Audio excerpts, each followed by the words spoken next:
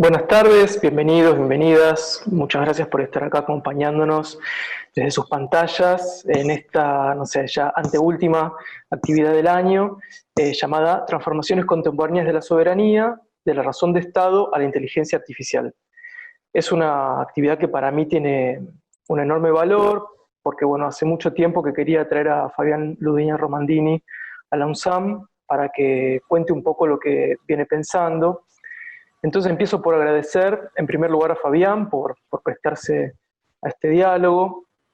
Yo sé que este año estuvo un poquito reticente a las presentaciones públicas, varios lo estuvimos, por eso me parece doblemente especial haber podido armar esto en este momento. También agradezco profundamente a la UNSAM en general, pero también en particular a algunas personas o algunas partes, como el Centro Ciencia y Pensamiento, conformado por la Escuela de Humanidades, especialmente agradezco a Silvia Bernatené, Lectura Mundi, Mario Greco, Aurea Díaz, todas las chicas que se ocupan de los miles de temas concretos, cotidianos, también a Lidaes, que ahora está convirtiéndose en escuela, que es una muy buena noticia, y a la Escuela de Ciencia y Tecnología. Bueno, muchas gracias a todo ese conglomerado de personas, institutos, escuelas, instituciones que nos dieron espacio para poder organizar esta charla. Voy a presentar brevemente a Fabián y le doy la bienvenida. Fabián Ludueña Romandini es doctor y magíster por la Escuela de Altos Estudios en Ciencias Sociales de París, es investigador del CONICET y del Instituto Gino Germani de la UBA, es profesor titular de Filosofía en la Universidad Argentina de la Empresa, UADE, y es profesor invitado regularmente en distintas universidades nacionales e internacionales, especialmente en Brasil, en Francia, en Suecia, etc. Es director de la colección Biblioteca de la Filosofía Venidera, en la editorial Miño y Dávila, donde también codirige, junto conmigo, la colección CAES, una colección sobre artes, muy querida por mí. Es autor de una decena de libros que fueron escritos durante los últimos 15 años, comenzando por un estudio inmensamente rico sobre Marsilio Ficino y los misterios paganos, y terminando por dos libros, terminando por ahora por dos libros, 2018 y 2020, que forman parte de un proyecto, un gran proyecto que se llama La Comunidad de los Espectros, que trabajan, sobre todo en estos últimos dos libros, se trabaja mucho más explícitamente temas que ya venían delineándose en sus textos anteriores, como por ejemplo la imbricación entre metafísica y política, y el problema de la inmortalidad frente a la caducidad humana. Y todo esto apunta a la posibilidad o recuperación de una metafísica post-deconstruccionista. En relación con esos dos últimos libros, que bueno, se llaman, el de 2018 se llama Arcana Imperi, Tratado Metafísico Político, y el de este año se llama Summa Cosmologiae, Breve Tratado Político de Inmortalidad.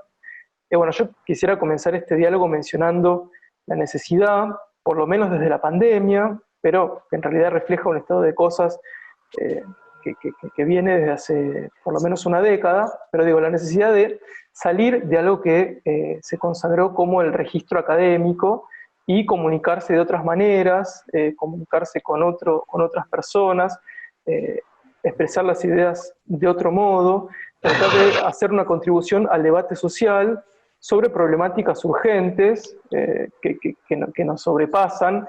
Me refiero en ese sentido al esfuerzo que está haciendo Fabián en su bitácora de la filosofía venidera. En mi opinión, esto se debe a que estamos viviendo algo así como un cambio de época, algo que vos, Fabián, caracterizaste en tus últimos libros como el fin de la era Homo y la llegada de la era de los póstumos, que tiene como una de sus insignias o características principales un nuevo tipo de soberanía que ya no se apoya en los valores de la modernidad humanista, sino que apela, entre una constelación de cosas, a la inteligencia artificial como forma de organización, digamos, física, material, pero también ideológica. Entonces, si te parece, además de darte la bienvenida y agradecerte, ¿te gustaría empezar comentando algo de todo esto? Sí, Hernán, muchísimas gracias. Para empezar, quiero darte el agradecimiento a vos por la invitación. Me honra estar aquí con ustedes en este momento. Es cierto que he estado reticente este año pandémico a las presentaciones manifestaciones, digamos, virtuales, de las que ha habido una explosión, ¿no? Al contrario, cosa que merecería una reflexión tal vez después sobre esas razones, pero un poco por eso he estado reticente, pero también es necesario hacerlas por las razones que vos mencionabas justamente. La urgencia del momento, la particularidad del momento que estamos atravesando. Y particularmente también el lugar, en este caso, para mí es muy importante. La UNSAM para mí es una universidad muy querida, porque he estado en relación con ella desde momentos muy especiales. Cuando volví de Europa después de muchos años, de vivir allá, el primer lugar donde desembarqué fue en la UNSAM.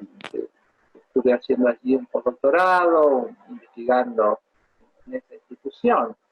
Y a partir de ahí, dentro de la Escuela de Humanidades, dentro del IDAES, y a partir de allí nació una colaboración que se fue derivando en doctorandos, maestrandos, etcétera, ¿no? Que bueno, hasta el día de hoy siguen allí. Entonces se han ido recibiendo y tenemos nuevos. Entonces es una relación constante con una institución que para mí significa mucho afectivamente y académicamente. Así que es un placer estar en este diálogo, especialmente acá. O sea que no es azarosa la elección del lugar, todo lo contrario. En ese sentido, efectivamente, el proyecto que he estado llevando adelante en estos últimos años, el proyecto del políptico de la comunidad de los espectros, que hasta ahora tiene 4 volúmenes, pero va a tener más, es un curso, es una investigación en curso. Los 2 últimos ciertamente tienen una relevancia importante, efectivamente, Arcana Imperii y Summa Cosmologiae, que son en sí mismos lo que vos has dicho, Hernán, ¿no? Un intento de unir la metafísica y la política, delinean una filosofía de la historia junto con un planteo postontológico. El último volumen, aunque eso no ha sido necesariamente advertido por todos los lectores, pero plantea justamente una postontología de la inmortalidad, ¿no? Plantea un nuevo modo de pensar la problemática de la inmortalidad, la problemática cosmológica de los mundos paralelos, es decir, sienta los fundamentos de una nueva postontología, ¿no? Que es el núcleo central de la apuesta, digamos, que está atada, por supuesto, al diagnóstico previo, el diagnóstico de filosofía de la historia, que no puedo entrar ahora en mis detalles, pero invitamos a los lectores a que lo lean, que efectivamente esta ontología que intento delinear y que va a seguir en los volúmenes siguientes, se apoya sobre un diagnóstico de filosofía de la historia que implica hacerse cargo del pasaje, que señalaste justamente, entre la era de Homo y la era de los póstumos, o el nuevo eón de los póstumos. Y efectivamente para eso no hay una datación precisa, al contrario, creo que la datación es móvil, si de cronología se trata, y por eso también cada libro tiene, a propósito, un punto de origen posible para esa mutación distinto, ¿no? Es decir, que hay distintas variantes de cuándo podría haber empezado, porque ninguna fecha, por supuesto, en esto puede dar cuenta de la multiplicidad del fenómeno, pero sin duda es algo que tiene lugar entre finales del siglo XIX y comienzos del siglo XX, y donde se produce, digamos, como decía Karl Kraus, Kraus es alguien que ha sido una inspiración muy importante para el problema de la postumidad. Él decía que justamente el mundo se había transformado en una estación experimental para el fin del mundo. Y eso es efectivamente lo que está aconteciendo en nuestro planeta, digamos, por lo menos desde finales del siglo XIX hasta la actualidad. Eso marca hacerse cargo, me parece definitivamente, del final de la era de Homo, es decir, del final de la figura histórica de lo que fue Homo, abarcando allí efectivamente todo el legado humanista y toda la figura, digamos, antropológica que la filosofía y las ciencias humanas construyeron alrededor de la figura del hombre. Entonces, en ese sentido, ya no existe más Homo. Todos nosotros somos ya póstumos. Entonces, no es un diagnóstico sobre los póstumos, no es un diagnóstico sobre seres extraños a nosotros, sino es un diagnóstico, para empezar, sobre nosotros mismos, sobre cómo vivimos ya ahora nosotros mismos. La era de los póstumos es nuestra era, la que estamos viviendo. Ciertamente, viéndose acelerada ahora, sin lugar a dudas, por las emergencias del momento, entre ellas la de la pandemia, que seguramente vamos a tratar ahora, y que ha sido un catalizador muy importante en esta historia de la postumidad y del ascenso de los póstumos. Que debemos decir también, hemos nosotros trabajado, sí, también conjuntamente, no solamente yo he trabajado en estas cuestiones, también lo has hecho vos, también lo han hecho colegas queridos, amigos queridos con nosotros, Juana Servi, Rodrigo Tonelo, Fernando Berezñac, por solo nombrar Germán Prósperi, por nombrar los más inmediatos. Pero debemos decir, en ese sentido, también hay otros libros fuera de los míos que hemos construido colectivamente y que han apuntado también a señalar la situación presente en la que nos encontramos.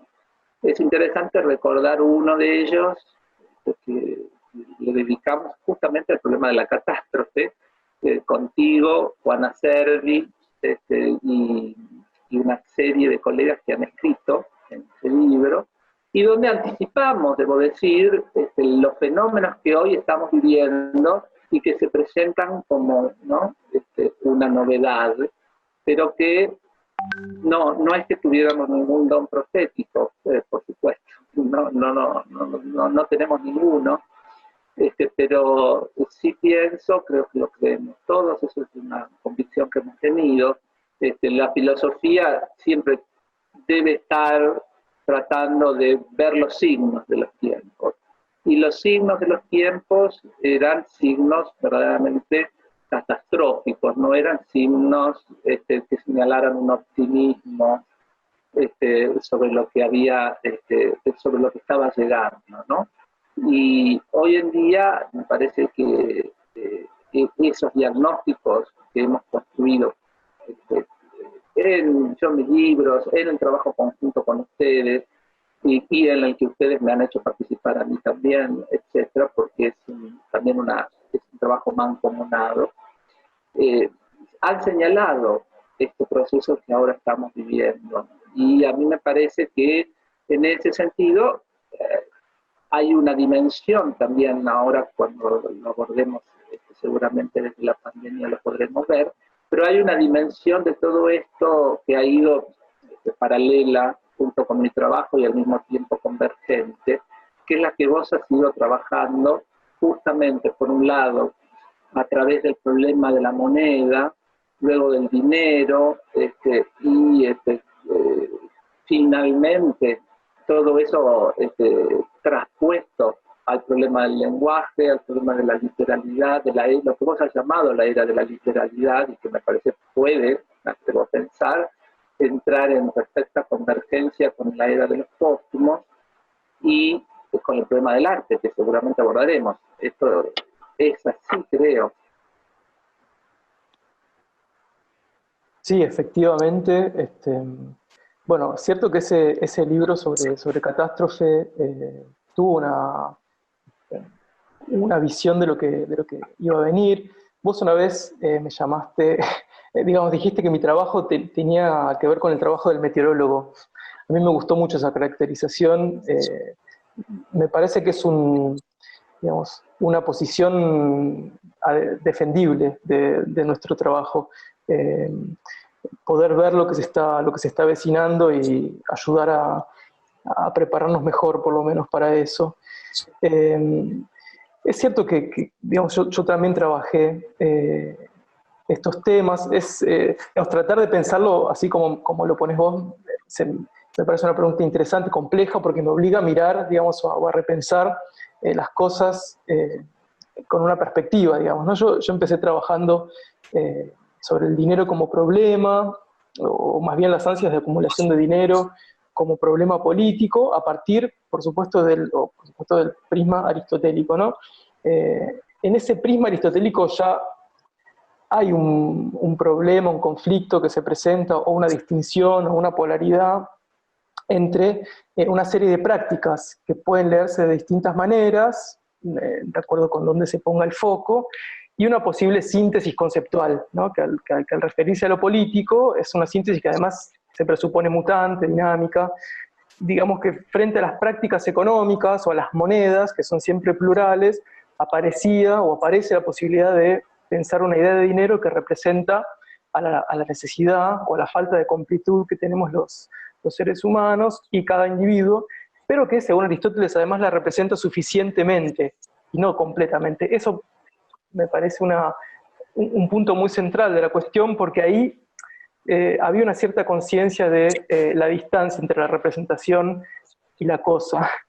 Pero bueno, en ese recubrimiento, digamos, conceptual, con ese recubrimiento, Aristóteles llega a delinear una idea que por supuesto sufrió muchísimos cambios a lo largo del tiempo, pero que en general la tendencia que ve Aristóteles y que efectivamente se encuentra en la historia posterior, es que la tendencia del dinero es siempre hacia la abstracción, hacia formas menos apoyadas en soportes materiales, hasta llegar hace unas pocas décadas al dinero digital, que parece o se presenta como algo totalmente etéreo, totalmente inmaterial, aunque por supuesto tiene un soporte material enorme, empezando por la fibra óptica, etcétera, pero además por una serie de trabajos que exige, pero en fin, se presenta como algo totalmente etéreo, que recorre el mundo ilimitadamente, mucho más que las personas,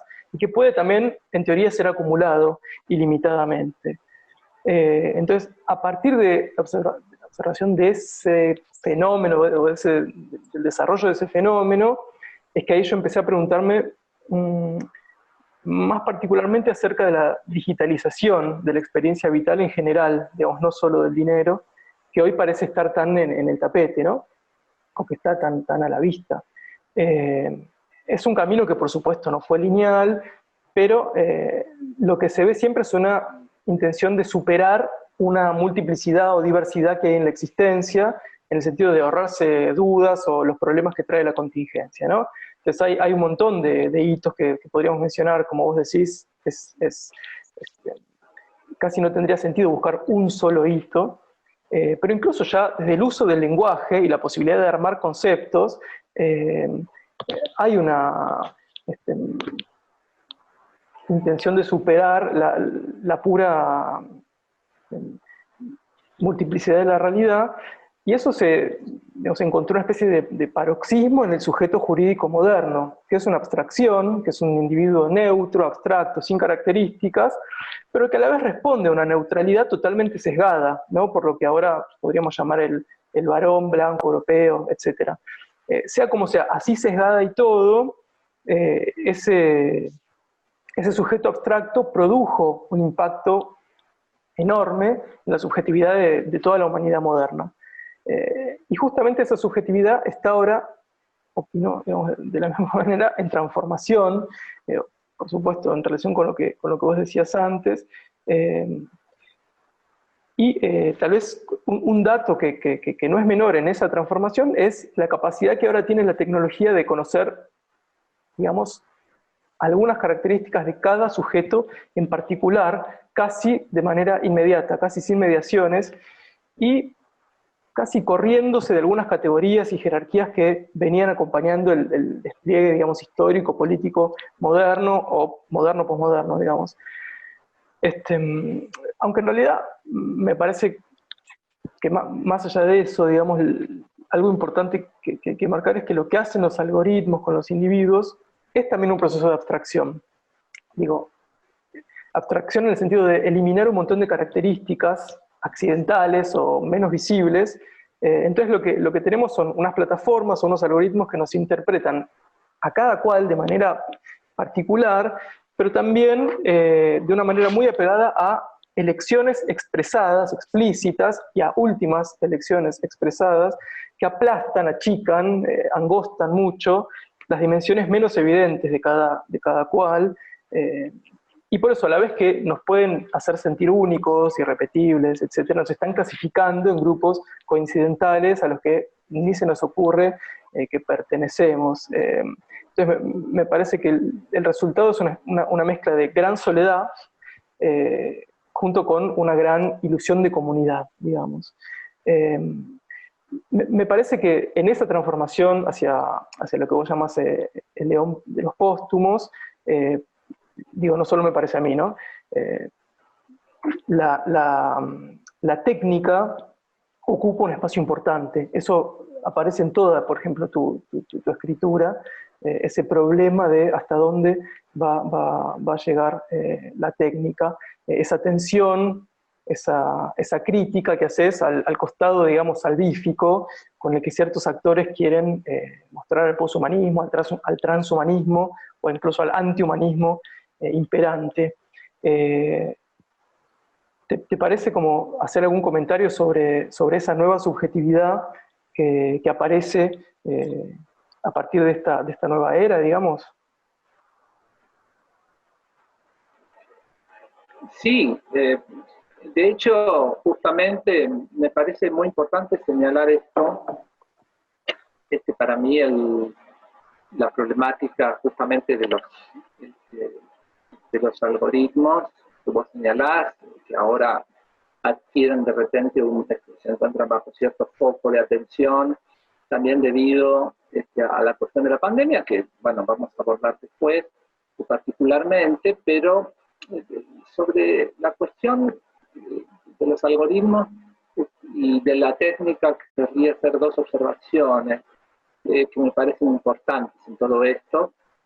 Una, respecto de justamente lo que vos llamaste el problema de la técnica en general, que atraviesa un poco, ciertamente, algunas de mis preocupaciones esenciales. Sobre eso, que es una temática de una complejidad enorme que no podemos abordar acá en detalle, pero ni mucho menos siquiera acercarnos realmente a la cuestión, pero podemos decir algo que me parece interesante para todos quienes están escuchando esto, que es lo siguiente, ¿no? En general, sobre todo ahora que hay una inflación de las técnicas, ¿no? Y que toda nuestra vida, debido a las cuarentenas sucesivas y a las olas de confinamiento que se suceden en todo el planeta, ha obligado justamente al uso incrementado de las técnicas. También ha proliferado enormemente un discurso que ya existía y existe desde hace mucho tiempo, digamos, casi desde que se piensa la técnica en el siglo XX, que supone, digamos, pensar la técnica como algo neutro. La técnica es neutra, luego el problema es el uso que se hace de esa técnica. Y el uso puede ser bueno o puede ser malo, ¿no? Por lo tanto, la técnica intrínsecamente es neutra. Y, por tanto, la valoración que se haga al uso depende exclusivamente de la subjetividad individual o colectiva. A partir de allí, por lo tanto, se fundamenta inmediatamente el uso irrestricto de todas las técnicas, porque se supone que evidentemente se va a hacer un uso bueno de ellas, de parte de todos los agentes que están encargados de llevarlas a la práctica. Esa visión me parece filosóficamente engañosa, es un sofisma, digamos. ¿Por qué lo pienso así? Porque ninguna técnica es neutra, ninguna lo es. Y no es cierto que su bondad o su perjuicio dependan del uso que se le dé. baste pensar en un ejemplo extremadamente simple, no voy a hacer una fenomenología de las herramientas, pero podría dar lugar a eso, se ha hecho, de hecho no existe eso, pero si tomamos un instrumento simple, un martillo, para no tomar ninguna técnica avanzada, un martillo, ¿quién puede decir que un martillo es neutro, pero depende del uso que se le dé, sea bueno o sea malo? Solamente alguien que no haya usado nunca un martillo podría opinar de ese modo, porque alguien que haya usado alguna vez un martillo sabe muy bien que a la hora de utilizarlo, las dos posibilidades están en juego. Es decir, si yo quiero clavar un clavo, evidentemente tengo que hacerlo de cierta manera para no producirme un daño a mí mismo, un daño al material con el que estoy trabajando, etc. Es decir, que la manipulación, la técnica, el martillo mismo contiene en sus propiedades técnicas mismas ambas vertientes. Su uso, digamos, productivo como su uso, sus efectos colaterales. Entonces, no hay ninguna técnica que en sí misma no contenga, y eso es por razones no solamente prácticas, sino ontológicas, no puedo explayarme sobre eso, pero que tienen que ver con el sentido profundo de la técnica, pero contiene tanto su utilidad como sus zonas de riesgo. No hay ninguna técnica neutra en sí misma, y por supuesto, la valoración no depende de la subjetividad, aunque eso interviene, desde luego, sino que ya están las cosas mismas. Ergo, si un martillo esconde las dos posibilidades, el peligro y la utilidad, con más razón lo tienen las tecnologías que ahora estamos utilizando, las tecnologías telemáticas, es decir, tecnologías ultra desarrolladas. Por lo tanto, tomarlas como elemento neutro es una gran ingenuidad política y filosófica, porque no lo son. También, como el martillo, contienen, pero de una manera exponencialmente multiplicada, los beneficios y los riesgos. Y los beneficios tienen ya muchos abogados que lo señalan. Entonces, no hace falta que yo los repita. Me he concentrado en los peligros porque eso son los menos los que lo dicen. Entonces es una dimensión sobre la que es necesario en este momento reflexionar. Y allí aparece justamente una entidad como la que vos mencionás, el algoritmo, que un poco está en el centro de tecnologías que ahora se están expandiendo. Y el algoritmo, sobre eso quisiera decir también que desde mi punto de vista, algo muy importante, con el que se suele recubrir también la temática del algoritmo, es que es una cuestión científica que responde a la ciencia. Como la ciencia se la supone inmediatamente buena, no sé por qué razón, digamos, también rastreable, no sí sé las razones, pero requeriría una arqueología de la ciencia que se la suponga inmediatamente, sobre todo en los últimos tiempos, inmediatamente o solamente benéfica. No obstante, requiere una aclaración. Creo que la matemática sobre la que descansa el algoritmo implica o depende de una ruptura con la episteme, digamos, la episteme matemática o científica en general, digamos, que se gestó desde Grecia y desde mi punto de vista en su base profunda tomó también a la modernidad y que efectivamente termina a principios del siglo XX. Es decir, a principios del siglo XX lo que la humanidad llamó episteme o ciencia terminó, alcanzó su fin. Por lo tanto, ahora no estamos viviendo en una era de ciencia. La ciencia y lo que se ha construido como tal ha terminado ya por lo menos hace 100 años. Y lo que ahora estamos atravesando es lo que a mí me gusta llamar la hiperciencia, pero que implica una reconfiguración epistémica completa de todos los saberes que antes se tenían como científicos. y simplemente la sinonimia de términos los ha agrupado bajo el nombre de ciencia como si hubiera una continuidad de la que yo descreo. Creo que justamente como ha habido una ruptura entre los homo y los póstumos, también ha habido una ruptura en la episteme occidental que no se ha tenido un registro de inventario adecuado. Y la episteme occidental termina justamente cuando se produce el ascenso de los póstumos. Y lo que ahora estamos viviendo no es exactamente ciencia, sino hiperciencia.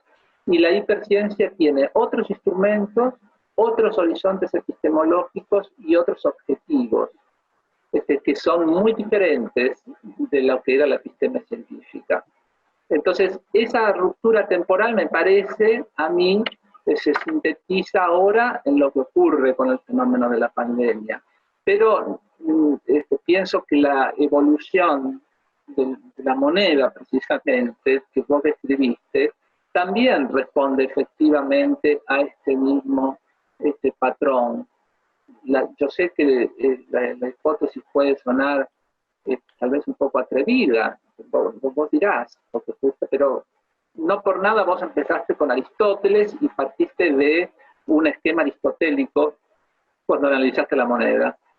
Porque a pesar de los cambios en los sistemas de producción, evidentemente, ha habido un patrón profundo que se ha mantenido respecto del pensamiento de la moneda en Occidente, que fue atravesando distintos regímenes de producción que eran opuestos entre sí, pero una matriz profunda se mantenía, y por tanto era posible que esta matriz pudiera ejemplificarse en Aristóteles.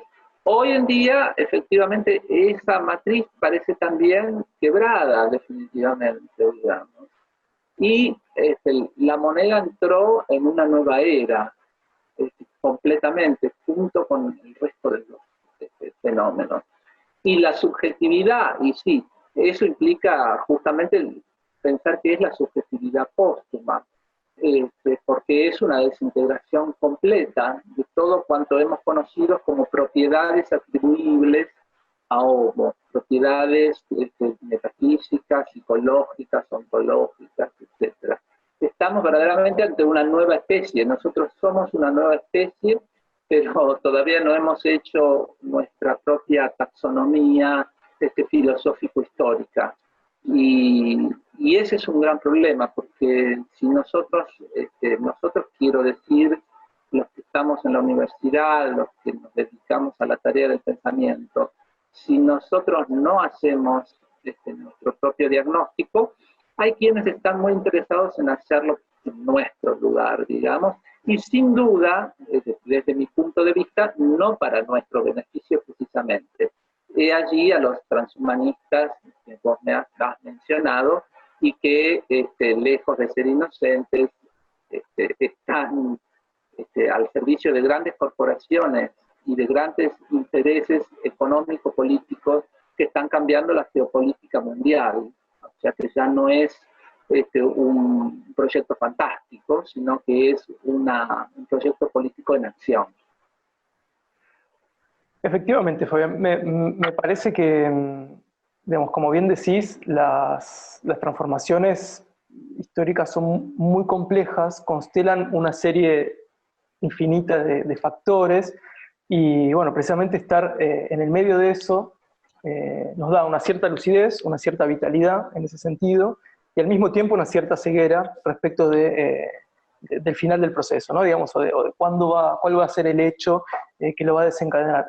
Yo tiendo a pensar en general, como se encuentra en momentos de la obra de Marx, o incluso también de Simmel, que los cambios cualitativos son cambios cuantitativos, es decir, que hay una acumulación cuantitativa que en algún momento habilita un salto. Y siento que estamos en ese momento acumulativo, como lo fue, digamos, el largo final de la Edad Media europea. Digamos, para mí esas grandes eras terminaron de formas en algún punto comparables. con acumulación de una serie de sucesos que es muy difícil, es decir, que después la historiografía elige alguno para, para, para poner el hito, pero que es muy difícil porque efectivamente responden a cambios muy profundos en lo que ahora llamaríamos subjetividad, que un griego nunca llamaría subjetividad, y que vaya a saber en un par de siglos si habrá un concepto traducible.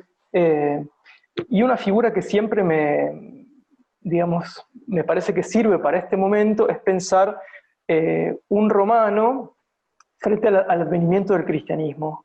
Es decir, un romano cualquiera, un romano lúcido, que está viendo cómo está llegando el cristianismo para quedarse por una casi eternidad, ¿no?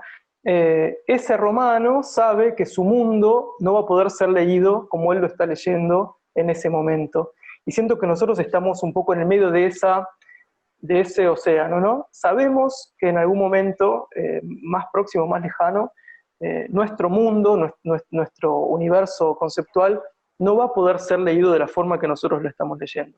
Va a ser leído historiográficamente, con suerte, pero no desde, digamos, nuestro registro va a ser ya reconvertido. Y la digitalidad en ese sentido tiene ya una fuerte implicancia en cómo se registran las cosas, cómo se registran los cuerpos, ¿no? Cosa que hemos conversado largamente. El cuerpo humano, el cuerpo de carne y sangre y hueso, al entrar, sobre todo en la pandemia, ¿no? Donde la comunicación se digitalizó casi absolutamente, el ojo digital ya hace que el cuerpo sea siempre un cuerpo transformado en cosa, fácilmente mercantilizable, no solo, que también sucede, ¿no? Esto que se habla mucho, que todos nuestros gestos, que todas nuestras decisiones, hasta las más mínimas, imperceptibles, son mercantilizadas, pero también la mirada puesta sobre el cuerpo, la mirada puesta sobre el espacio íntimo, es una mirada mercantilizada, puesto que digamos, devenimos de alguna forma imagen en este momento. Somos una imagen de nosotros mismos, incluso para nosotros mismos. Y en ese sentido, Fabián, ¿cómo ves que afecta, o cuáles te parece que son los efectos de esta pandemia en ese contexto grande o general de transformaciones? Claro, la pandemia en este contexto me parece de una importancia enorme. Vamos a poder, me parece, establecer primero el criterio sobre el cual hablar de la pandemia, porque no me parece, incluso su término, no es un término obvio en sí mismo. Vamos a asumir en principio su caracterización tal como circula. Estamos efectivamente en una pandemia, etcétera, porque eso es digamos, la situación biológica que en este momento, biomédica, que atraviesa la humanidad, es una pandemia en el sentido que hasta ahora se le ha dado ese vocablo, ¿no? Cosa que ciertamente es discutida o discutible, pero no vamos a entrar en eso. Vamos a dar por sentado que estamos en una pandemia como hasta ahora había sido definida. Si eso es así, me parece siempre muy interesante para poder dimensionar la importancia de esta pandemia, poder entenderla dentro del ciclo de las pandemias que han afectado a la humanidad. Y particularmente, digamos, el ciclo al que esta pandemia puede ser unido, al que le pertenece todavía en parte, y en parte no, como veremos. En parte su, digamos, antecedente arqueológico más importante es sin duda la Gran Peste de 1348. Porque es novedosa, fue novedosa esa Gran Peste en muchos aspectos que ahora determinan esta pandemia. Entonces, ¿en qué ha sido novedosa esa pandemia? En primer lugar, lo ha sido porque inauguró la era de la epizootia, es decir, esta interacción entre humanos y animales. Y conviene acá decir que estoy hablando en términos biológicos, no filosóficos, así que por eso voy a usar esa división, ¿no? Pero en términos biológicos, la interacción humano-animal con pasaje de virus, esta epizootia, se produce a partir de la Gran Peste de 1348, y es constitutiva de las pandemias sucesivas que vamos a tener en la modernidad hasta ahora. O sea que en ese sentido, por más que se diga mucho sobre ese aspecto, no es algo novedoso. Puede ser novedoso las especies, puede ser novedoso los lugares, pero no el fenómeno de la epizootia. Luego, segunda cuestión, las formas de tratamiento que se ha dado a la pandemia. Las formas de tratamiento, por supuesto, sin tomar en cuenta el tratamiento médico sintomático de los síntomas del coronavirus y sin tomar en cuenta las vacunas que vendrán, eso será una novedad, digamos. El tratamiento que se le dio durante el año 2020 a la pandemia fue exactamente el mismo que se inauguró y que se le dio con la gran peste de 1348. Es decir, la cuarentena más el distanciamiento social, como las dos grandes medidas de contención. Entonces, en ese sentido tampoco hemos innovado demasiado, al contrario, hemos seguido un mismo patrón. Luego, otra novedad que trajo esa gran peste de 1348 ha sido la infección pulmonar, es decir, las neumonías como forma preferencial de muerte. Ese fenómeno también se ha repetido y por lo tanto algo que fue y continúa siendo evidentemente fuente de grandes errores, que es la transmisión evidentemente a través del aire. Entonces, esos fenómenos comenzaron allí. Pues tampoco es un fenómeno nuevo para nada. Y por supuesto, otra cuestión que fue ya vista a partir de la pandemia de 1348, de la que testimonian una buena cantidad de documentos históricos, entre ellos el gran cuadro epidémico de Viraben, que es justamente las olas sucesivas que producen este tipo de pandemia de infección respiratoria, que efectivamente son olas sucesivas y que en el caso de Europa afectó en olas sucesivas que duraron muchísimo tiempo. Por lo tanto, no es extraño que ahora tengamos rebrotes en nuestra pandemia y es muy predecible que vamos a seguir teniéndolos, ¿no? Independientemente de que las vacunas que vengan mitiguen los síntomas, los rebrotes epidémicos se van a seguir produciendo. Debemos estar preparados para esa contingencia porque va a ocurrir altamente probable. Es la dinámica que han tenido históricamente las pandemias. No es una cuestión ahí de biología solamente, sino de cómo analizar lo que históricamente sabemos sobre esto. Por otro lado, lo que debemos ver entonces es lo que se produce como novedad. Desde luego que una primera novedad central es el hecho de que efectivamente ahora enfrentamos por primera vez una pandemia auténticamente global. Por auténticamente global quiero decir una pandemia que afecta a todos los puntos del planeta, ¿no? Y donde no hay, digamos, espacio que esté a salvo. En ese sentido, estamos frente a un fenómeno completamente nuevo.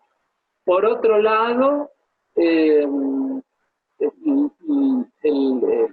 digamos, el ciclo pandémico ha producido una gran mutación en la forma en que ha sido manejado.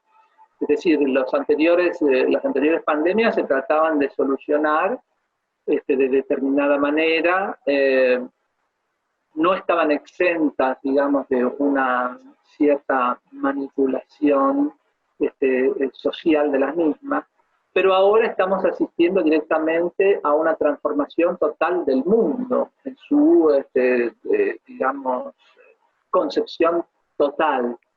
Es decir, que está siendo la pandemia un acelerador de cambios sociales que venían históricos, culturales, que venían precediendo, digamos, precediendo lo que hemos llamado la era de los póstumos, la era de la literalidad. Bueno, esos rasgos que definen a estas eras se ven ahora acelerados de manera dramática con la pandemia. Eso quiere decir que no es una aceleración, además, desinteresada, digamos, de fuerzas impersonales de la historia, sino que al contrario es una convergencia de intereses concretos en que eso se produzca y que son confesos, digamos, sus protagonistas lo dicen sin ningún problema, digamos, todo el mundo dice, quien tenga una mínima cuota de poder, que no volveremos al mundo de antes, ¿no? Que esto cambiará para siempre las cosas. Evidentemente, cuando se dice eso, nunca pasó eso con las epidemias, por supuesto que se volvía al mundo anterior. El hecho de que ahora no vayamos a volver al mundo anterior no tiene nada que ver con la epidemia o con la pandemia. Tiene que ver con una voluntad de no volver al mundo anterior, porque es obvio que una vez la pandemia terminada, nada nos impediría volver al mundo anterior, salvo que haya una voluntad de no volver. Y efectivamente es lo que hay, una voluntad de no volver al mundo anterior. Debo decir, en ese caso, personalmente, que tiene también, como lo de la técnica, esto tiene un doble filo. Puede ser interesante no volver al mundo anterior. De hecho, creo que es muy interesante, porque el mundo anterior, que llamamos, era un mundo altamente opresivo. No es un mundo que pudiera tener justamente muchos rasgos encomiables.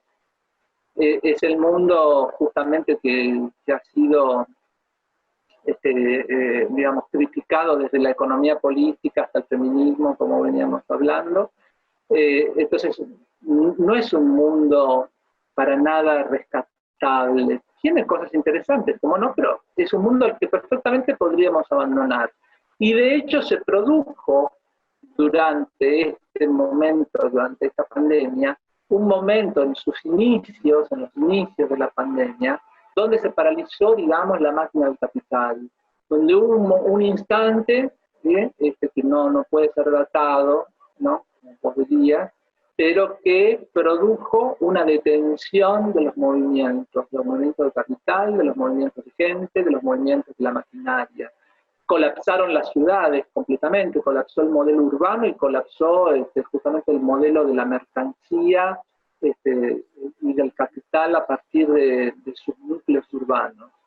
Entonces, ese momento es un momento que podríamos calificar que fue digamos, de ideal connato de revolución, entendiendo por revolución el momento en que la humanidad podría haberse apropiado de su propio destino, de haber tomado en sus manos su propio destino, haberlo hecho suyo, y decidir qué camino se quería adoptar, o qué caminos, porque bueno, obviamente, probablemente sería un plural lo que habría que colocar ahí, qué caminos queríamos tomar. Eso fue por un instante posible. Sin embargo, no se produjo eso. En parte no se produjo porque justamente lo que hablábamos antes, el ideal de revolución está fenecido.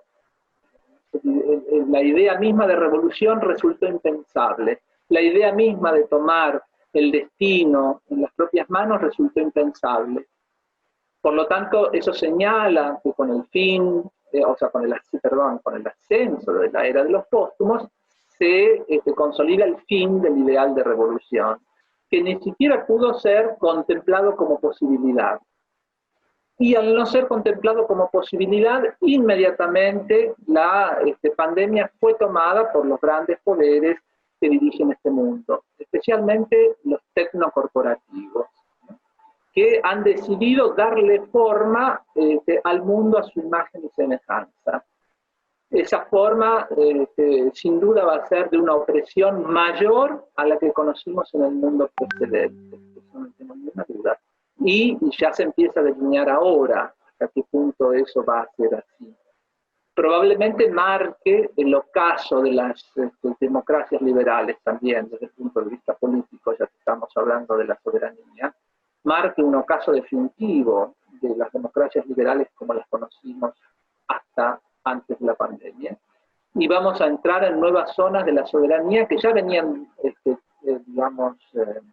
delineándose antes, digamos, zonas tiránicas de una soberanía no necesariamente global, pero va a tener componentes globales y al mismo tiempo componentes y enlaces nacionales. Pero eso, desde el punto de vista político, va a implicar un abandono de todo lo que se ha conocido probablemente como la democracia liberal o burguesa. Eso alcanza un final y se precipita hacia una nueva tecnopolítica que será completamente novedosa, que afectará desde los sistemas de gobierno, los sistemas de producción, los sistemas culturales, las llamadas industrias culturales y, por supuesto, las subjetividades. En ese sentido, la mutación ya está en curso, por ejemplo, en China, y en Occidente hay una tendencia, digamos, a tratar de imitar también ese modelo, con características, por supuesto, propias, pero en una dirección convergente, que podría ser altamente preocupante, digamos, de acentuarse esa tendencia, que es la que parece en este momento en curso. Por lo tanto, en ese sentido, hemos perdido una oportunidad histórica con la pandemia, ¿no? A veces tanto se buscan los momentos revolucionarios, los momentos de quiebre. Bueno, acá tuvimos uno verdaderamente, digamos, al alcance de la mano, y se decidió, al contrario, digamos, dejar nuestro destino en la mano de los amos del mundo, digamos. Y lo que se delinea como mundo nuevo, digamos, es la arquitectura de un mundo tiránico. No es precisamente ni la arquitectura de un mundo más libre, ni la arquitectura de un mundo más habitable para todos los seres vivientes, digamos, de Gaia. Por lo tanto, el desafío es enorme, el que nos espera por delante. Sí, absolutamente. Yo me agarro de lo que dijiste porque me parece un punto muy, muy central, que es ese fin del ideal revolucionario que viene acompañando al cambio de los tiempos. Es algo que yo vengo trabajando hace tiempo, que un poco explicité en el libro Soporte, que es, digamos, como novedad, una, digamos, ¿cómo explicaría o algo que podría ayudar a explicar ese fin del ideal revolucionario, que es un problema con la gramática del no, un problema con la semántica, la gramática del no? Digamos, a diferencia de la sociología, por ejemplo, no sé, Habermas o Simmel, que han dicho en algún momento que un tipo de subjetividad histórica no puede decirle que no al dinero. Yo diría, complementariamente con eso, es importante pensar que el dinero en sí mismo desconoce la gramática del no. Y eso se repite digamos, sistémicamente en la forma del algoritmo, o lo que ahora se llama gubernamentalidad algorítmica, pero también fue copiado, tomado o adoptado como parte de este mismo momento por los gobiernos en la administración de la pandemia. Es un tipo de soberanía, en todos los casos, basada en el tiempo real, en la imposibilidad de configurarse desde la negatividad, desde la oposición, que era un núcleo político, digamos, central del occidente moderno, sino que es una soberanía que se basa en absorber permanentemente los acontecimientos que se dan en tiempo real. Adaptar la acción permanentemente al tiempo real. Digamos, la gramática del no, que permite una idea de revolución, una posibilidad de revolución, es lo opuesto del scrolling infinito que vivimos en la actualidad, ¿no? Esa permanente aparición novedosa, que, por ejemplo, en las plataformas, ¿no? Cualquier plataforma se basa en las decisiones explícitas que los usuarios hicieron en el último cortísimo tiempo, y a eso lo configuran como identidad de ese usuario. Entonces, hay un gobierno permanente sobre el tiempo real, que intenta erradicar al no como posibilidad.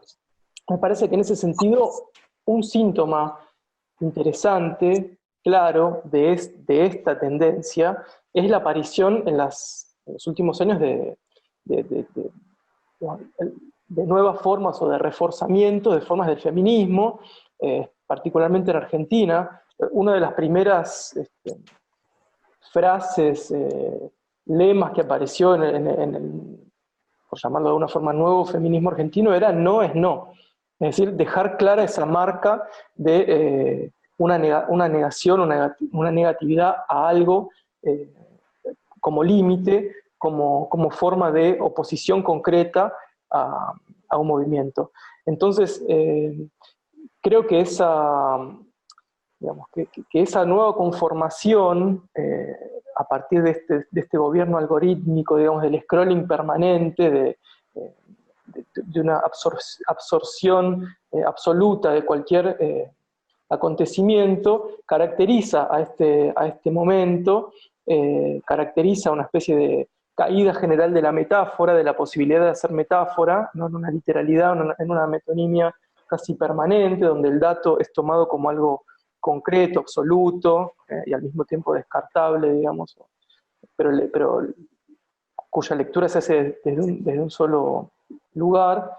Y por eso me preocupa, digamos, algo que también conversamos, digamos, nosotros infinitas veces, que es el rol de la universidad en este contexto, porque la universidad hace varias décadas que viene perdiendo cada vez con más fuerza ese lugar de reflexión, de interlocución de los problemas de la sociedad, de voz autorizada frente a los problemas de la sociedad, de voz interesada en mejorar la vida humana, por varias razones, ¿no? Una de ellas es una que se discute permanentemente en el ámbito académico, que es la miseria en la que se convirtió nuestra profesión, ¿no? La burocratización, la llamada profesionalización, el tipo de evaluación, el tipo de escritura a la que nos venimos sometiendo en los últimos años, aleja completamente a la universidad de ese espacio de mediación, de reflexión, crítica posible, y la pone al ritmo de justamente un compás imposible digamos, de sostener para una institución que podría ser reflexiva, mediadora, etc. Sin embargo, bueno, yo quiero ser optimista en ese sentido, quiero pensar que la universidad puede recuperar una voz interesante en la deliberación de los asuntos públicos, que podemos, apelando necesariamente a la transdisciplina, digamos, recuperar ese espacio o ser una voz entre otras voces que hacen a lo común, a lo público. Y me gustaría saber también tus reflexiones al respecto, ¿no? ¿Cómo ves vos este problema?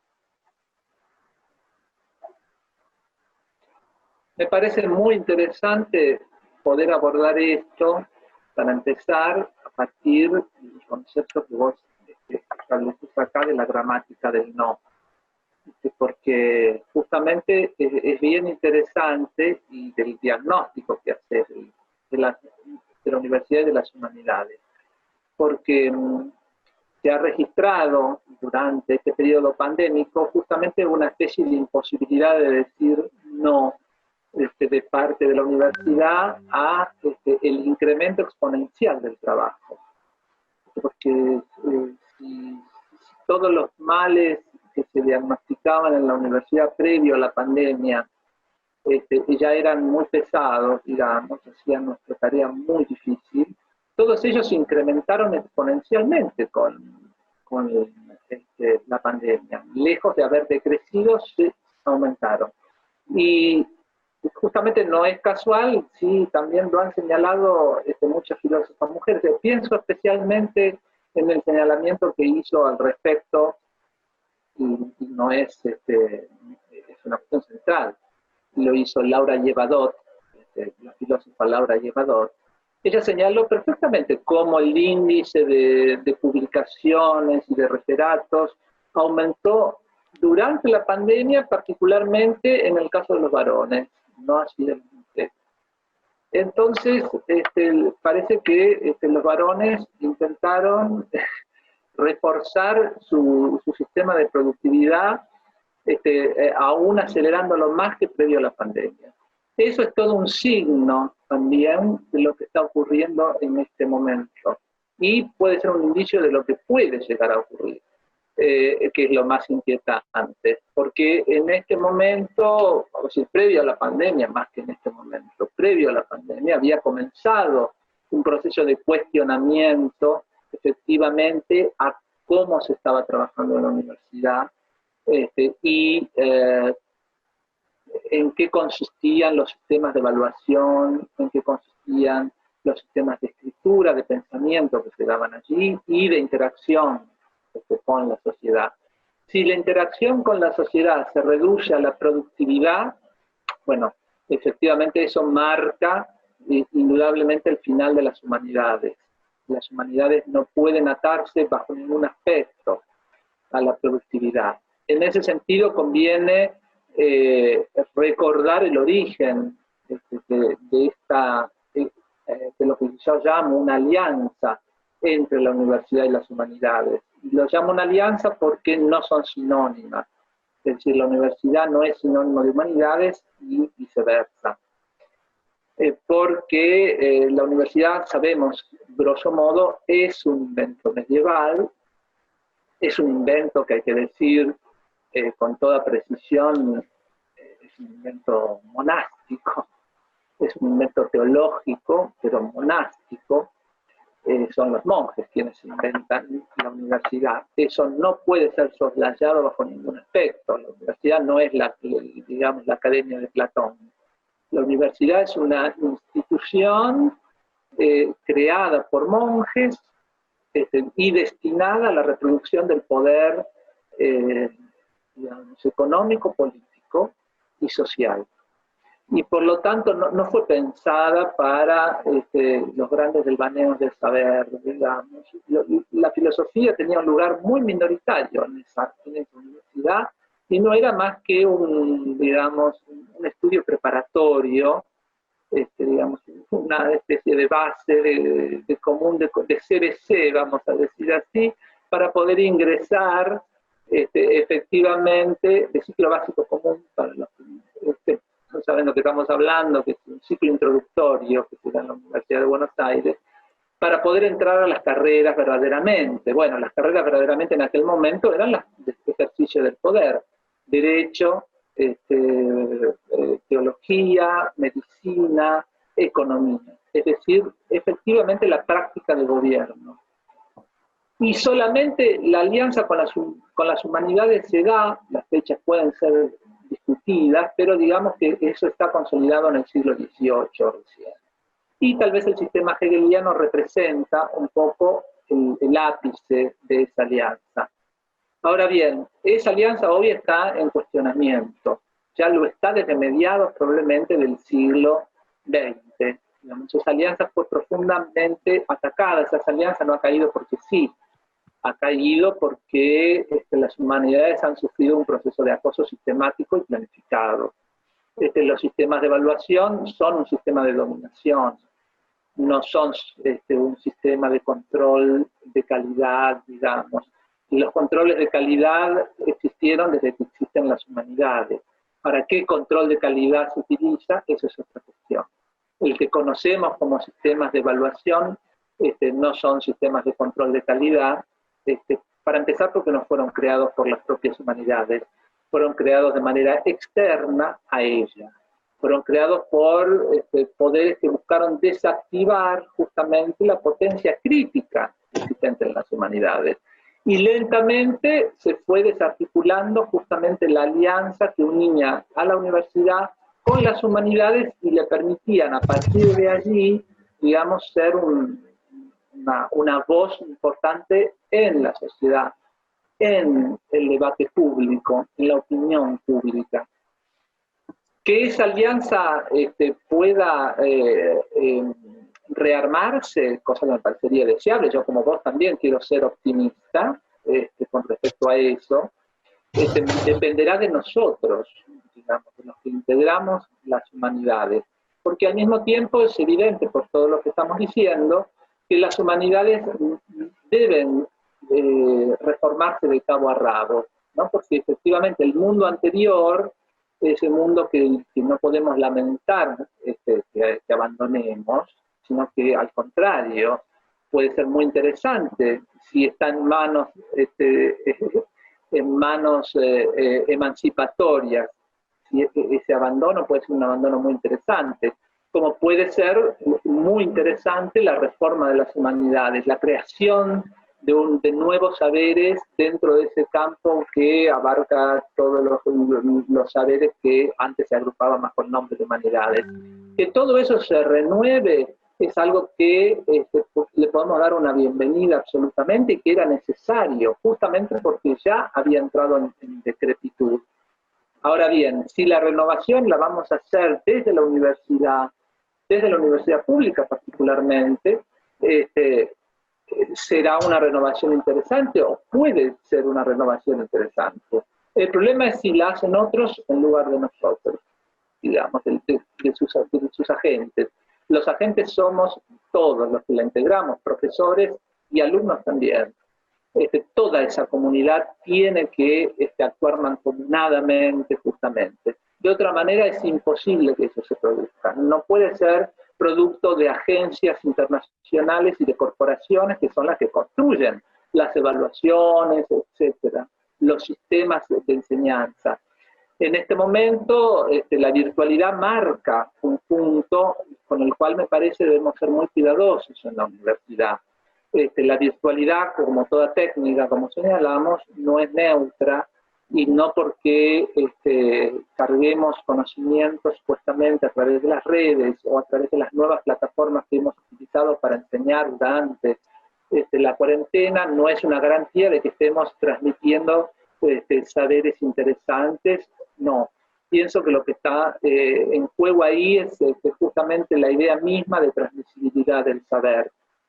La universidad no puede fundarse exclusivamente sobre la virtualidad, por muchísimas razones, pero entre ellas porque el saber está fundado sobre el cuerpo, está fundado sobre la comunidad de los cuerpos. Los saberes no se transmiten como información. Si vamos a concebir al saber como información, por supuesto que la virtualidad es más que suficiente para transmitir información. Si pensamos que el saber no es solamente información, sino que es mucho más información, y que hay una zona de transmisibilidad que pasa por los cuerpos y que pasa por la experiencia de los cuerpos en comunidad, entenderemos que no es posible que eso se pueda dar exclusivamente en el espacio de la virtualidad.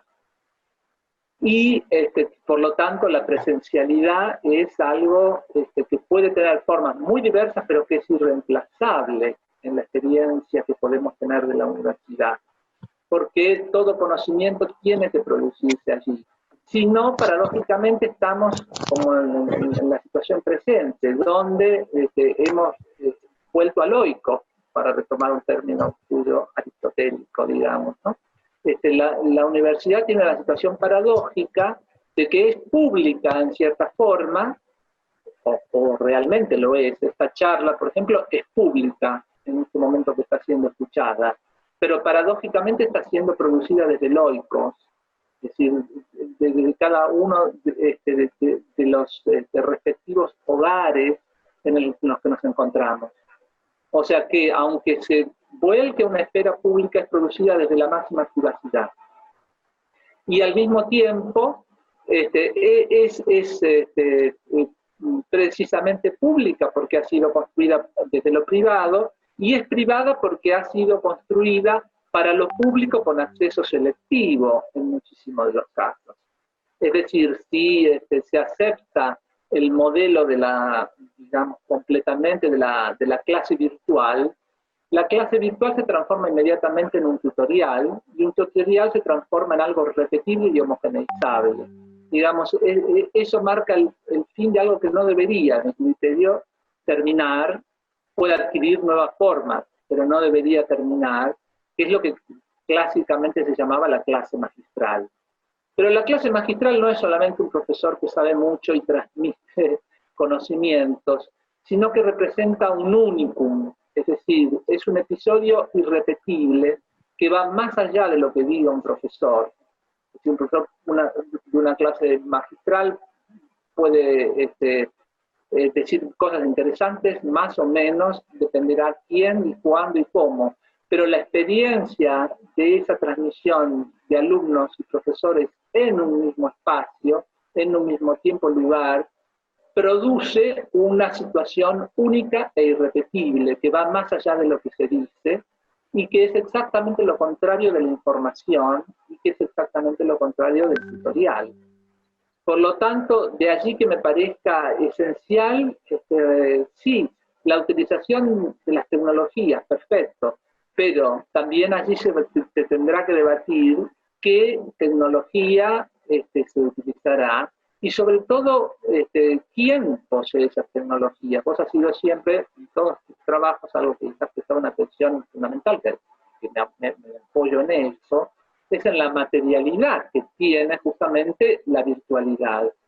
Y acá, si hablamos de materialidad, justamente hay que tener mucho cuidado cuando se entrega efectivamente todo el conocimiento a las plataformas que están manejadas por las grandes corporaciones telemáticas. Es decir, muchas plataformas que utilizan las universidades, Google generosamente las pone a disposición, a veces no generosamente hay que pagarlas, pero como sea, con mucha disponibilidad. Pero en este momento Google tiene en su poder todas las clases de todas las universidades del mundo. Puede saber perfectamente qué se dice, qué se hace, qué se piensa, qué se enseña, qué no se enseña, cómo se recibe. Todo eso está en manos, y Google no es una empresa, son algoritmos, para retomar otra vez la cuestión. Estamos entregando todo el patrimonio universitario a una inteligencia artificial, que en este momento está analizando exactamente todos los patrones de nuestro conocimiento, todos los patrones de funcionamiento de la universidad. Me cuesta creer que toda esa amalgama de información que está en este preciso instante siendo analizada por los algoritmos, de ahí van a salir políticas universitarias, que van a ser motorizadas por agencias y corporaciones internacionales, y que nos van a llegar a nosotros. Dudo mucho que lo que nos lleguen sean programas emancipatorios, y dudo mucho que lo que se analice y lo que se extraiga de todo ese conocimiento sirva justamente para fortalecer las alianzas entre las humanidades y la universidad. Al contrario, creo que servirá para debilitarlas. Por lo tanto, tenemos que ser conscientes de lo que estamos haciendo todos en la transmisibilidad del conocimiento. ¿Cómo se hace? Recuperar, me parece, la alianza universidad-humanidades. No ser las humanidades no deben por ninguna razón subordinarse a la hiperciencia, porque justamente es lo que un poco también ha ocurrido, porque al contrario, las humanidades deben ser las que han siempre establecido el paradigma epistemológico de aquello que otorga, digamos, calidad al conocimiento científico, y no a la inversa. La ciencia es ciega de sí misma, nunca va a poder determinar los criterios de su propia cientificidad. Eso solamente lo puede hacer las humanidades. Por lo tanto, si la ciencia es ciega, las humanidades son las que tienen los ojos allí. Pero si las humanidades se niegan a utilizarlo, lo que se va a generar efectivamente es una especie de imperio científico, para usar una expresión de Beresniak, que justamente no va a tener otro horizonte que la ilimitación absoluta. Y por lo tanto lo ilimitado absoluto no puede más que desembocar en una catástrofe absoluta. Por lo tanto, en una catástrofe, en este caso, de los saberes. Está en nuestras manos eso. Yo también quiero ser optimista con respecto a eso y apuesto a hacerlo, por eso lo digo todo esto.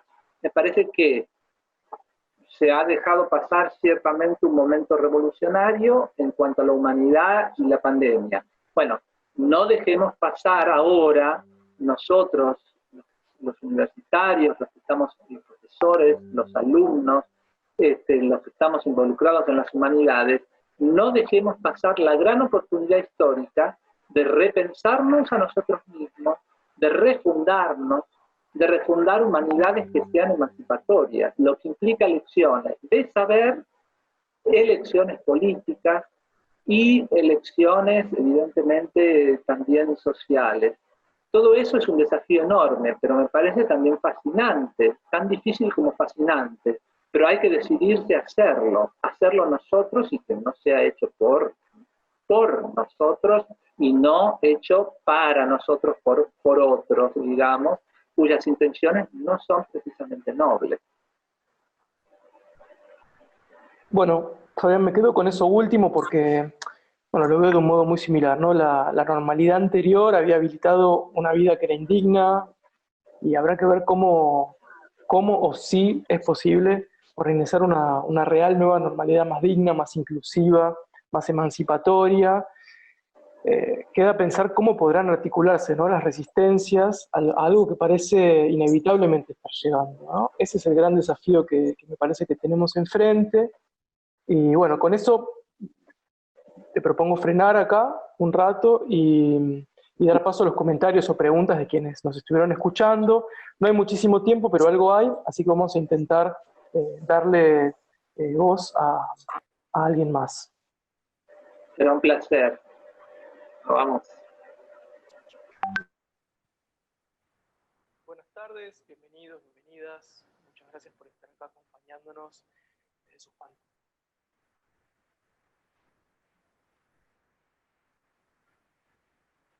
Bueno, como dijo mi gemelo recién, hay unos 5 o 10 minutos para pasar la palabra a alguien que quiera hacer algún comentario o pregunta.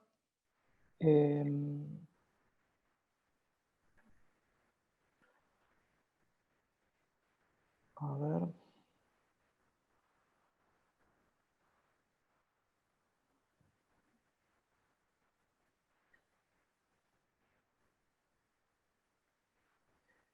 Bueno, ahí hay una pregunta que dice, ¿cómo podríamos alcanzar el diálogo transdisciplinar frente a la tecnicidad de los saberes? Fabián. Sí, frente a la tecnicidad de los saberes, ¿qué quiere decir? Es decir, frente al carácter técnico de los saberes, al carácter específico que tienen los saberes, digamos. Y eso quiere decir, por supuesto, que es el mismo problema que hemos tenido siempre. No. Sí, el problema es en los niveles en que se produce digamos, el diálogo, la transdisciplinariedad. Digamos, hay distintos niveles de conocimientos de los mismos ámbitos científicos. Es decir, no es necesario ser un matemático para poder dialogar con las matemáticas, digamos. Ni es necesario ser un filósofo para que un matemático dialogue con un filósofo. Porque en ese sentido, evidentemente, si fuera de ese nivel, se trata de un diálogo imposible, pero se trataría de una fragmentación de los saberes que haría además no ya la transdisciplinariedad, sino directamente la comunicación del saber sería verdaderamente imposible. Pero no se trata para un filósofo, para un sociólogo, para un cientista político de transformarse en un matemático. Se trata de conocer las condiciones epistemológicas que rigen el pensamiento matemático. Se trata de conocer determinados problemas del pensamiento matemático, etc. De la misma manera que un matemático conocerá ciertas condiciones de la filosofía, ciertos ámbitos de la filosofía. Porque si ese fuera el criterio, ni siquiera dentro de una propia ciencia se puede hablar ni siquiera interdisciplinariamente, pero digamos intradisciplinarmente, ¿no? Está claro que ningún matemático maneja toda la matemática, ningún filósofo maneja toda la filosofía. Entonces, si es por eso, ni siquiera entre los filósofos podemos hablar o entre los matemáticos podemos hablar. Sin embargo, lo intentamos, para bien o para mal, a veces nos sale mejor, otras veces nos sale peor. Pero aún sin tener todo el conocimiento de una propia disciplina podemos hablar. Bueno, es lo mismo entre las transdisciplinas, entre interdisciplinas. No es necesario tener un conocimiento de todo, no se puede, hay que abandonar, eso es una ilusión, no hay tal conocimiento total, digamos. Hay unas zonas de conocimiento que sí deben ser estudiadas, que sí deben ser abordadas, pero no se requiere una totalidad que de todas maneras es imposible. O sea que no, hay que animarse nada más. Perdón, agrego algo. Me parece que, digamos, que algo que es necesario o importante para poder pensar una universidad transdisciplinaria es un poco abandonar la individualidad a la que nos estamos sometiendo y pensar más en términos de equipos, escuelas, conjuntos, donde precisamente fluya el diálogo. Es decir, claro, a mí tampoco me parece de ninguna manera que tendríamos que ponernos a estudiar ingeniería para hablar con los ingenieros. Al contrario, ¿no? Digamos, me parece que la transdisciplinaridad es una cuestión de luz, de iluminación, es decir, un objeto se ilumina de un solo costado y se ve una sola de sus caras. Si ese objeto se ilumina desde otros costados, bueno, permite, digamos, ese cruce permite obtener otras, digamos, otra profundidad en el conocimiento de la cosa. Ahí hay otra pregunta para Fabián, entiendo, que es la noción que desarrolles la noción de inmortalidad en la época de los póstumos.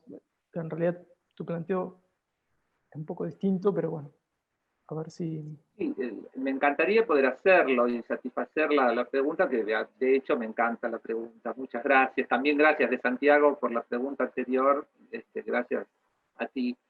Y respecto de esta pregunta de la inmortalidad, sí, me encantaría desarrollarla porque, bueno, me fascina el tema, escribí un libro sobre eso, pero justamente requiere un libro entero. Para eso tendría que desarrollar los postulados que la sostienen y toda la teoría. Está en Summa Cosmologiae. Un día vamos a hacer un diálogo con Hernán dedicado al tema y por ahí, y entonces podré desarrollarlo. Ahora es imposible hacerlo en 5 minutos o en 2 minutos.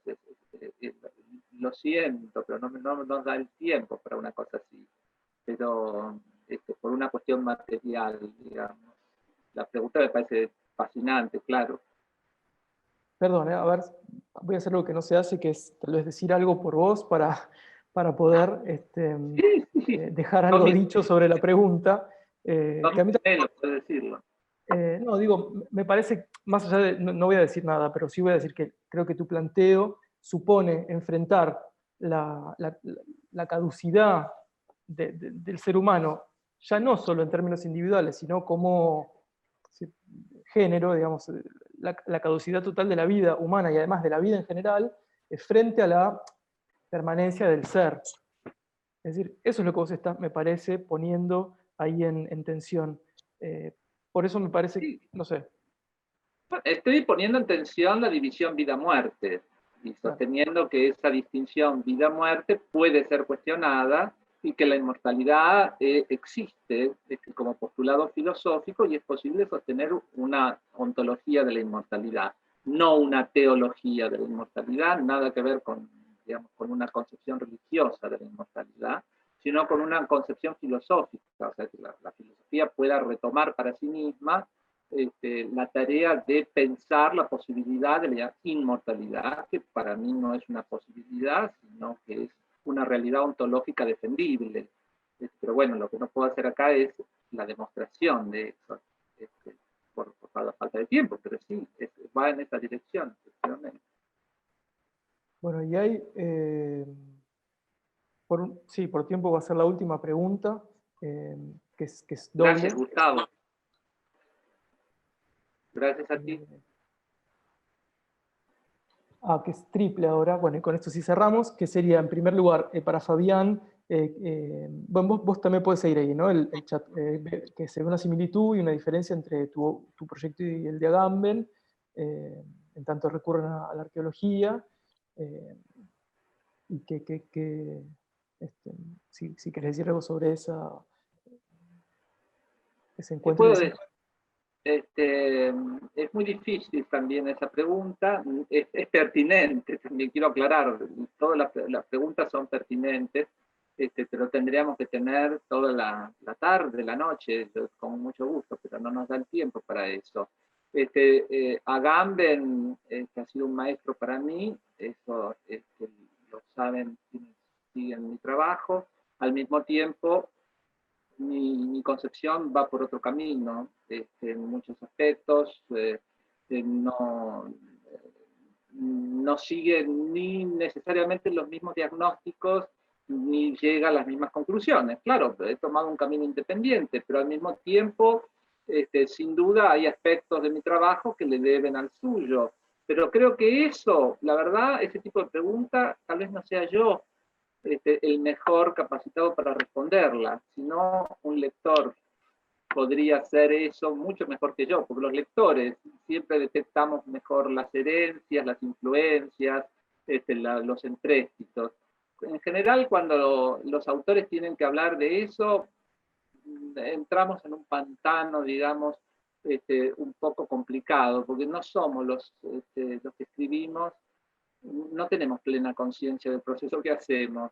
Entonces, yo dejaría esa tarea para quien tenga ganas justamente de hacer un exégesis y decirlo. El comentador, el exégeta, el lector, que es una figura a veces más noble y más importante que el escritor, es quien puede hacer eso realmente con eficacia. Pero si yo tuviera que comentar eso, lo haría, me llevaría mucho tiempo también, pero desde luego es pertinente, pero bueno, tendremos que hacer otro diálogo también con esto, influencias y afluencias filosóficas. Y bueno, y después hay dos para mí. Era la perspectiva emancipatoria en la criptomoneda. Sí, también es un tema para mí muy importante. Bueno, yo escribí un artículo sobre eso, después lo puedo compartir, pero bueno, en resumen, la cuestión, digamos, ahí hay una tensión medio irreductible, es decir, la criptomoneda por un lado plantea una posibilidad, digo, depende también de la criptomoneda, pero la tecnología del blockchain permite como posibilidad eludir el control estatal y sobre todo de los bancos, que puede ser un elemento tendiente a algún tipo de emancipación, pero a la vez sirve absolutamente a los intereses libertarios, digamos, a los intereses hiperindividualistas, porque permite justamente nunca, digamos, al evadir el sistema estatal, no entra en el sistema impositivo. Y no entrar en el sistema impositivo en el momento del mundo en el que estamos, desde mi punto de vista, es problemático. Entonces, ahí hay una tensión entre esas dos posibilidades. Cada vez que un estado, digamos, cada vez que una criptomoneda se hace muy famosa, los estados tratan de intervenir y ahí tampoco nunca se llega a ningún lado. No sé, me parece un punto importante para pensar porque justamente ahí, digamos, se ilumina justo una serie de tensiones que están en este momento llevándose a cabo. Y, por ejemplo, Haraway me parece una voz para tratar de pasar por todos los comentarios hacia la emancipación, digamos. Claro, sí, no, estamos convertidos en códigos, sí, no. Como decía, digo, la acumulación de datos a la que nos estamos sometiendo es una imposición en ese sentido, es decir, pero todavía los cuerpos tienen potencia, existen, todavía existimos en ese sentido. Entonces, digo, ahí también es una tensión que es preciso todavía desenredar, ojalá desenredar de una manera mejor para las mayorías. La verdad nos pasamos 15 minutos del tiempo que podíamos usar este Zoom, entonces pido disculpas, pero tenemos que cerrar. Fabián, si querés decir algo más. Muchísimas gracias, nada más. Bueno, yo también te agradezco a vos, Fabián, especialmente, y agradezco mucho a cada participante. Espero que les haya interesado, y en algún momento esta conversación queda subida en los canales de comunicación de la UNSAM. Así que muchísimas gracias y hasta la próxima.